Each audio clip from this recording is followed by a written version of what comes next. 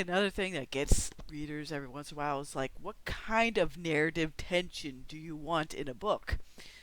Some people will find that they get more narrative tension of like of the more J.R.R. Martin kind of variety where it's like anyone can die at any moment. Dun dun dun. And you know what, that kind of tension might work better with like horror books and things like that because of what, the genre is built on. But not all books have to be that way.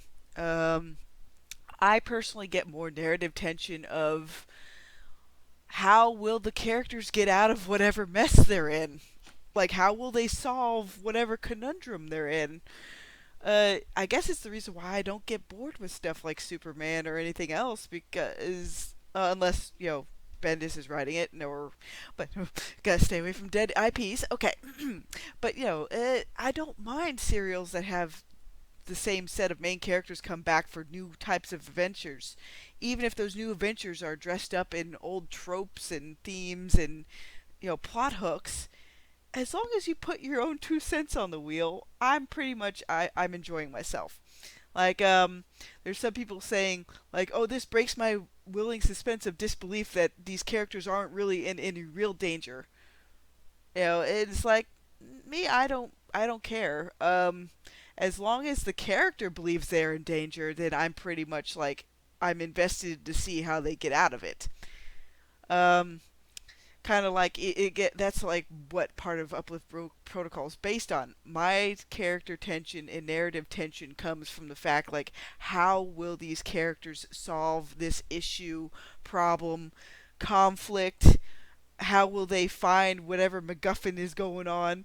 Which I try to at least all the MacGuffins I introduce, I try to at least have a logical reason within universe of why they're there, because some of the MacGuffins are counteracting each other. It's just some of it's in the background because sometimes when you do have big cosmic level entities that are so much stronger than the most of the baseline characters, or their faction is much stronger than the actual premier faction you want to talk about within the story, then you have those guys do stuff in the background. Like it, not everything they do isn't going to be on screen, but the scholars and everybody else against the void walkers are doing stuff while Eliza and her crew from their point of view are doing other things.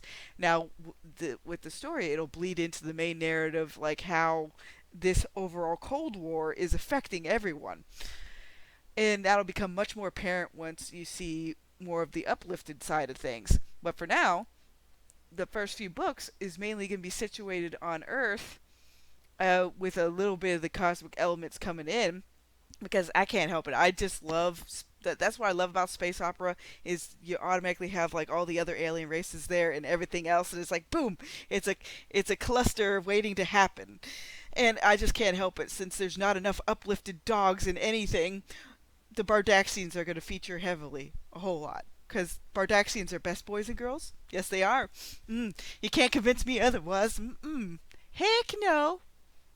Because overall, when it comes to tension in the story, um, depend.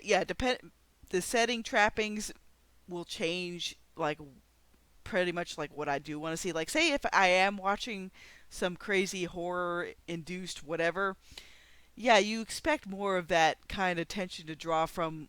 Like, really, will this character make it to the end of the series or something? You just don't know.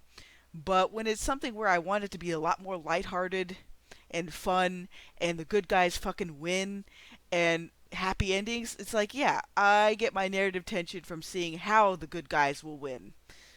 And I even go more into it right here, where, because even though I enjoyed Dune and Black Company, in recent years I've been yearning for much more uplifting stuff, because right now it's mostly doom and gloom.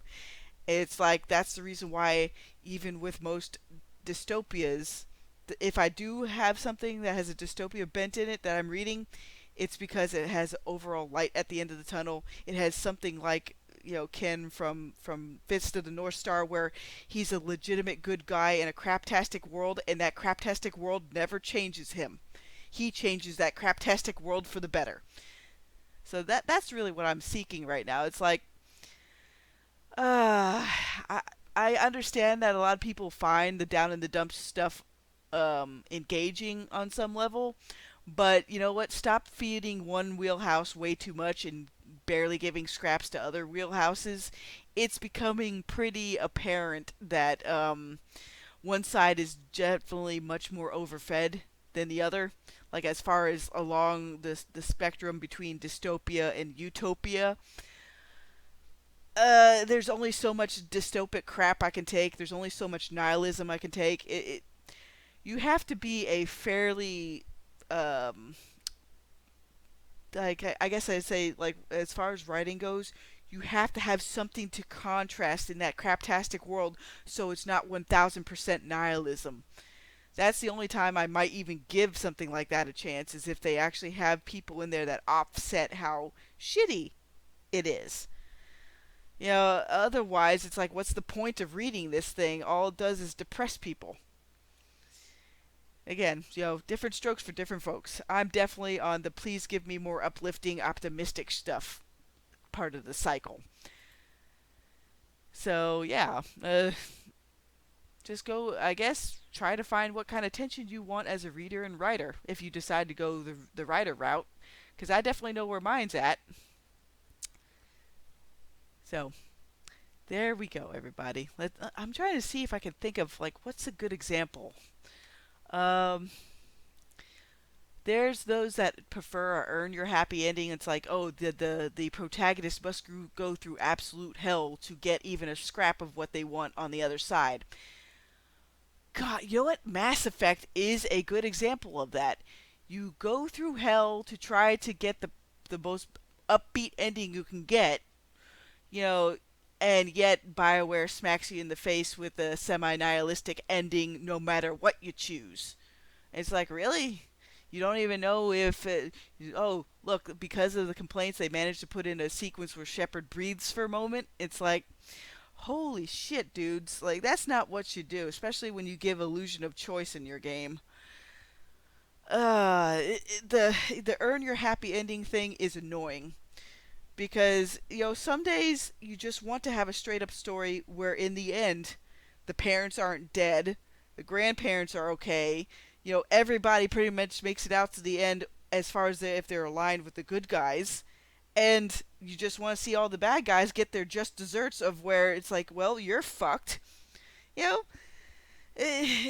there's still so many stories out there that where they do these whole gray morality setups where they some of them think that's more engaging. Maybe for some readers it is, but you know, if you're overfed to the point where that's all that there is on the market, that creates reader apathy.